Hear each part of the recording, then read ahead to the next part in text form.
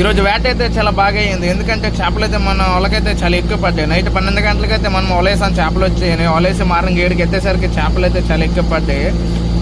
Hi friends, మీరు బాగున్నారా? నేనైతే చాలా బాగున్నాను.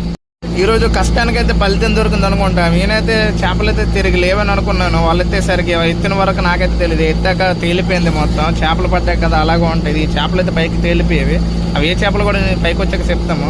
అదైతే ఒకటిగా రాకపోతే 2 మూటలు అయితే చెయ్యాలి. అది పైన తాడేసి చూసారు, ఆ పొద్దుతో తాడు ఉంది, దానికి వేసి లాగితే 2గా అవుతుంది. కొంచెం మొలగ్గాలి. ఎందుకంటే చేపలు ఎక్కువైపోతే పైకి లాగిన రాదు, బరువు ఎక్కువ అయిపోతుంది. దాన్ని బట్టి 2గా చేయాలి. అన్నీ దిగాడు, దానికి వేస్తున్నాడు. కప్పి అయితే వేసాము, ఈడమైతే అయ్యింది.